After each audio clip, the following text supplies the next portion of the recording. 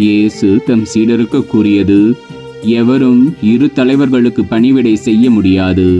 ஏனெனில் ஒருவரை வெறுத்து மற்றவரிடம் அவர் அன்பு கொள்வார், அல்லது ஒருவரை சார்ந்து கொண்டு மற்றவரை புறக்கணிப்பார். நீங்கள் கடவுளுக்கும் செல்வத்துக்கும் பணிவிடை செய்ய முடியாது.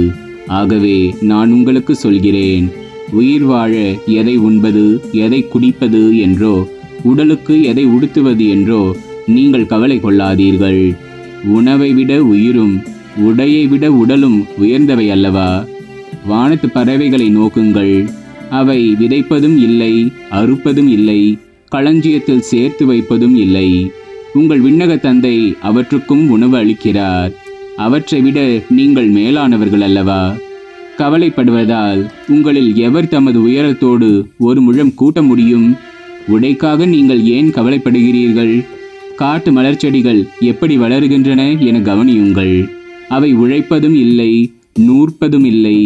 ஆனால் சாலமோன் கூட தம் மேன்மையில் எல்லாம் அவற்றில் ஒன்றைப் போலவும் அணிந்திருந்ததில்லை என நான் உங்களுக்கு சொல்கிறேன். நம்பிக்கை குன்றியவர்களே, இன்றைக்கு இருந்து நாளைக்கு அடுப்பில் எரியப்படும் காட்டு புல்லுக்கு கடவுள் இவ்வாறு அணி செய்கிறார் என்றால் உங்களுக்கு இன்னும் அதிகமாய் செய்ய மாட்டாரா? ஆகவே எதை உண்போம், எதை குடிப்போம், எதை அணிவோம் என கவலை கொள்ளாதீர்கள். ஏனெனில் பிற இனத்தவரே இவற்றையெல்லாம் நாடுவர். உங்களுக்கு இவை யாவும் தேவை என உங்கள் விண்ணக தந்தைக்கு தெரியும். ஆகவே அனைத்திற்கும் மேலாக அவரது ஆட்சியையும் அவருக்கு ஏற்புடையவற்றையும் நாடுங்கள். அப்போது இவை அனைத்தும் உங்களுக்கு சேர்த்து கொடுக்கப்படும். ஆகையால் நாளைக்காக கவலைப்படாதீர்கள். ஏனெனில் நாளைய கவலையை போக்க நாளை வழி பிறக்கும். அந்தந்த நாளுக்கு அன்றன்றுள்ள தொல்லையே போதும்.